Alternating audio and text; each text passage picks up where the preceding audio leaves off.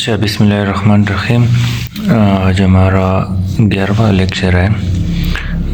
تو ہم نے نحو اور صرف کو کمپلیٹ کر لیا تھا، تو آج ہم علم بیان سے شروع کریں گے، پھر آہستہ آہستہ آگے کچھ ٹائپس ہوں گے، شاعری کی بھی اور ادب کی بھی چیزیں، تو وہ پڑھ کے نا 1 یا 2 لیکچر میں ہم کمپلیٹ کرنے کی کوشش کریں گے۔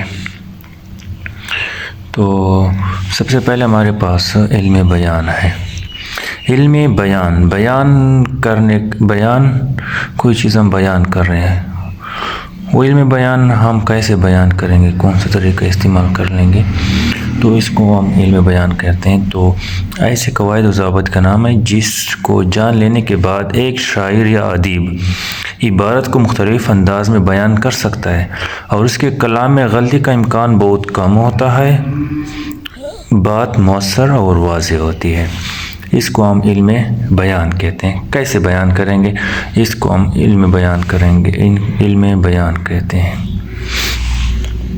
علم بیان کے ہمارے پاس 2 اقسام ہو جاتے ہیں، ایک کو ہم حقیقی معنی میں لیتے ہیں، دوسرا ہم مجازی معنی میں لیتے ہیں۔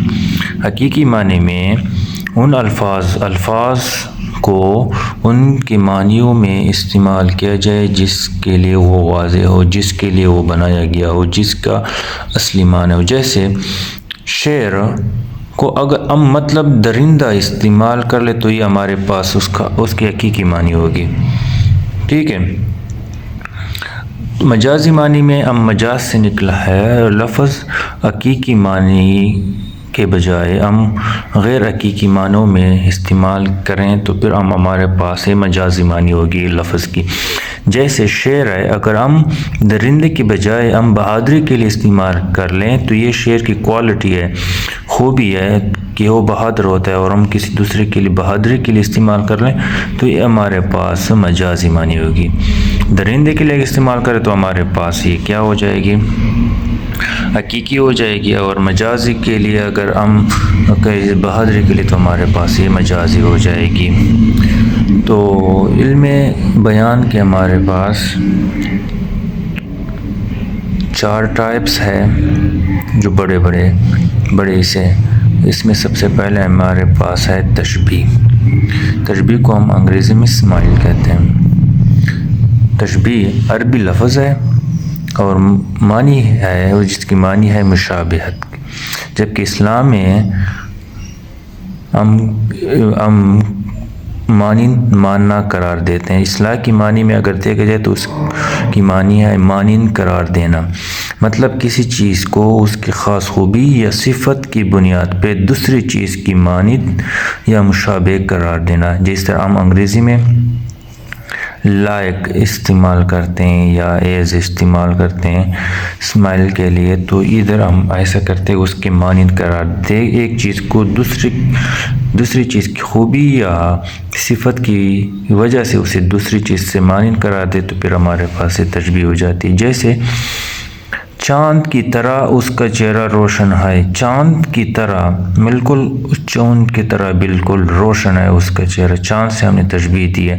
تو ہمارے پاس تشبیہ کے کچھ ارکان ہوتے ہیں جس میں مشابہ ہوتا ہے، وہ چیز جسے دوسری چیز کی مانند قرار دی، جیسے چہرہ ہے ہمارے پاس، ہم نے چاند کی مانند قرار دیا تو ہمارے پاس یہ مشابہ ہو گیا۔ مشابہ با یہ بے، تو یہ ہمارے پاس کیا ہوتا ہے، وہ چیز جس کے ساتھ تشبیہ دی جائے۔ ہم نے چہرے کو کس کے ساتھ تشبیہ دی ہے، چاند کے ساتھ، تو ہمارے پاس مشابہ با ہے۔ وجہ شباہت کون سے، وہ صفت جس کی وجہ سے دونوں میں مشابہت پیدا ہو جائے، تو ہمارے دونوں میں مشابہت جو مشترکہ چیز ہے وہ روشن ہے، چاند بھی روشن ہے اور چہرہ بھی ان کا روشن ہے، دونوں میں مشابہت کون سی چیز ہے، روشن ہے۔ کی طرح ہمارے پاس عرف تشبیہ ہے، جیسے کی طرح، جیسے، گویا، یہ ہمارے پاس ایسے الفاظ ہے، اس کو ہم کیا کہتے ہیں، تشبیہ، عرف تشبیہ کہتے ہیں۔ تو ہمارے پاس تشبیہ اور اس کے ارکان ہو جاتے ہیں۔ دوسرا ہمارے پاس پارٹ ہے، اس اقسام ہے علم بیان کا، جس کو ہم استعارہ کہتے ہیں، انگریزی میں ہم اس کو میٹافر کہتے ہیں۔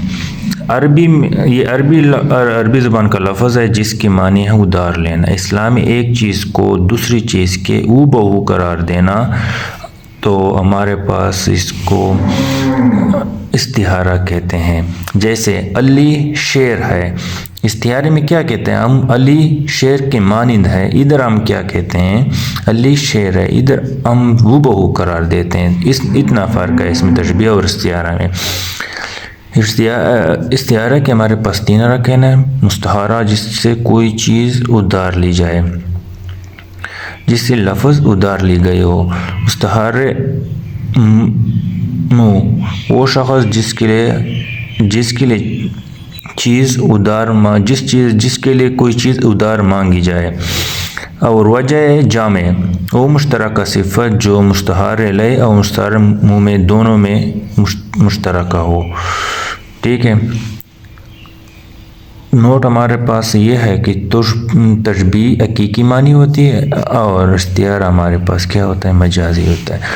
ہمارے پاس تیسرا آ جاتا ہے مجاز مرسل۔ اگر کوئی لفظ اپنے حقیقی معنی کے بجائے اس طرح استعمال ہو کہ دونوں کے درمیان تشبیہ کے علاوہ کوئی اور تعلق پیدا ہو جائے، تو ہم اس کو کیا کہتے ہیں؟ مجاز مرسل کہتے ہیں۔ انگریزی میں میٹانمی کہتے ہیں، یعنی حقیقی معنی میں نہ ہو بلکہ تعلق کی بنیاد پر۔ جیسے ہم کہتے ہیں دریا بہنا، سے ہم کیا مراد ہے کہ دریا بہ رہا ہے، اس کا مطلب ہے کہ پانی بہ رہا ہے، دریا تو نہیں بہتا نا، اس کی جو پانی ہے وہ بہ رہا ہے۔ بادل برسنا، بادل تو نہیں برستے نا، بارش کا کیا ہوتا ہے کہ بارش ہونا۔ ایسے ہے نا، اس کو ہم کیا کہتے ہیں؟ مجاز مرسل کہتے ہیں۔ ہمارے پاس چوتھا ہے کنایہ، جسے انگریزی میں الوژن کہتے ہیں۔ وہ لفظ جو ظاہر میں کچھ ہو لیکن اشارہ کسی اور بات کی طرف ہو، اسی وجہ سے استعمال کرتے ہیں کہ کسی چیز کی بے ادبی یا سخت زبان کو نرم بنائیں۔ جیسے سفید پوش، ہم کسی کو اگر کہیں کہ یہ خوددار غریب ہے تو اب یہ بری بات ہو جاتی ہے، تو اگر ہم اس کے لیے یہ سفید پوش استعمال کر لیں تو یہ ہمارے پاس کنایہ استعمال ہو جاتا ہے۔ ٹھیک ہے، پتہ بھی چل جاتا ہے ہمیں کہ یہ غریب ہے اور ان کی انسلٹ بھی نہیں ہوتی، تو ہم اس کو کیا کہتے ہیں؟ کنایہ کہتے ہیں، الوژن کہتے ہیں۔ کنایہ کے ہمارے پاس دو ٹائپس ہیں، کنایہ قریب اور کنایہ بعید۔ کنایہ قریب وہ لازم و ملزوم جس میں لازم و ملزوم کے درمیان فاصلہ کم ہو اور جلدی ایک دوسرے کو سمجھ آ جائے، اور بعید میں ہمارے مطلب سمجھنے کے لیے ہمیں جلدی سمجھ نہیں آتا، اس کے لیے ہم وہ کرتے زیادہ سوچنا پڑتا ہے، تو اس کے بعد ہمیں بعید ہو جاتا ہے۔ اچھا، تو یہ ہمارے پاس کنایہ ہو جاتا ہے۔ تو یہ ہمارے پاس اس میں علم بیان کی ہمارے پاس علم بیان بھی ہوگا اور اس کے 4 ٹائپس بھی ہو گئے۔ اس کے بعد ہم کچھ شاعری کی اصطلاحات ہے، اس کو ہم جلدی پڑھتے ہیں۔ پہلا ہمارے پاس ہے مصرع۔ مصرع کو ہم انگریزی میں ورس بھی کہہ سکتے ہیں اور لائن بھی کہتے ہیں۔ لفظی معنی کوڑا، دروازے کا ایک پٹکرار، جس طرح دروازے کا ایک سائڈ ہوتا ہے۔ آدھا شعر یا نصف بیت، یعنی بامانی الفاظ پر مشتمل وہ سطور ہوتے ہیں جس میں ہمارے پاس اس کی معنی بھی ہو اور ہم سمجھ جائے۔ اگر یہ کسی نثر میں ہو تو پھر ہم اس کو فقرہ کہیں گے، اگر یہ کسی نظم میں ہو تو ہم اس کو مصرع کہیں گے۔ جیسے تو یہ ہمارے پاس کیا ہو جاتا ہے؟ مصرع ہو جاتا ہے۔ اگر نثر میں آ جائے تو ہمارے پاس فقرہ ہوگا، اگر یہ ہمارے پاس نظم میں ہو تو ہمارے پاس یہ مصرع ہوگا۔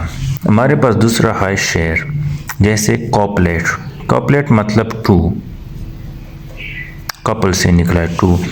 جب دو مصرے مل کر ایک مکمل بات کریں تو ہمارے پاس ایک شعر ہو جاتا ہے۔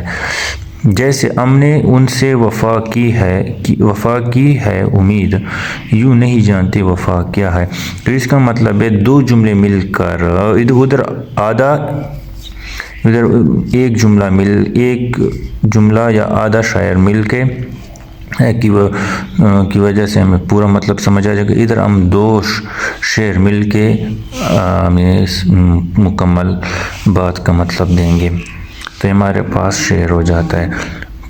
قافیہ ہمارے پاس کیا ہو جاتا ہے، انگریزی میں ریم کہتے ہیں، ہر شعر کے آخر میں آنے والے آواز ام وزن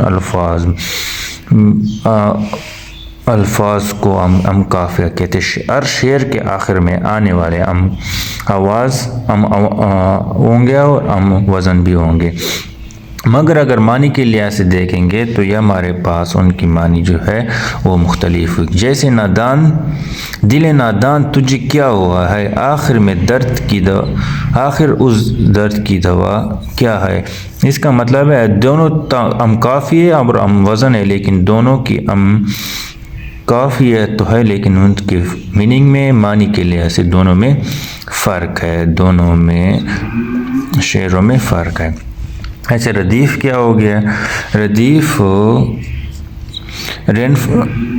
ریفرین ہم انگریزی میں کہتے ہیں، اور اس کی معنی ہے گھوڑے پر سوار کے پیچھے بیٹھنے والے آرکے۔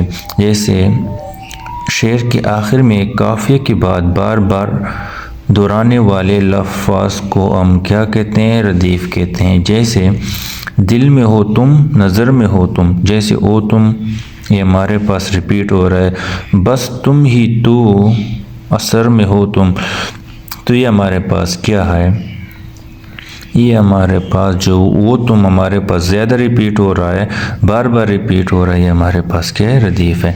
اچھا مطلع ہے، اور ایک ہمارے پاس مقطع ہے۔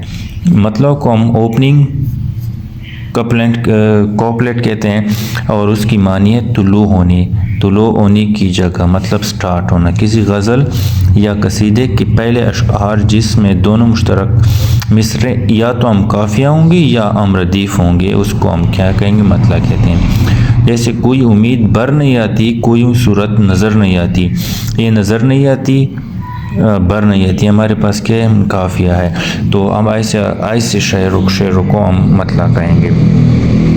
مقطع کیا ہے، مقطع کو ہم کلوزنگ کوپلیٹ بھی کہتے ہیں، مطلب مقطع سے مطلب قطع ہونے کی جگہ، ختم ہونے کی جگہ، جیسے جو کسی قصیدے یا غزل کے آخری مصرع جہاں شاعر اپنا تخلص بھی بیان کرتا ہے اور اپنا غزل یا قصیدے کو بھی ختم کرتا ہے۔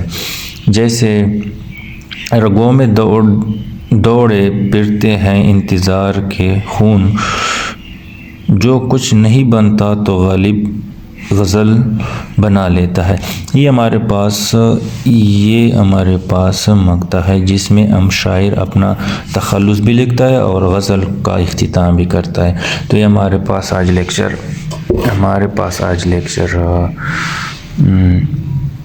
11 ہے، اور اس کو کچھ پارٹ ہے وہ لیکچر 12 میں انشاءاللہ کریں گے۔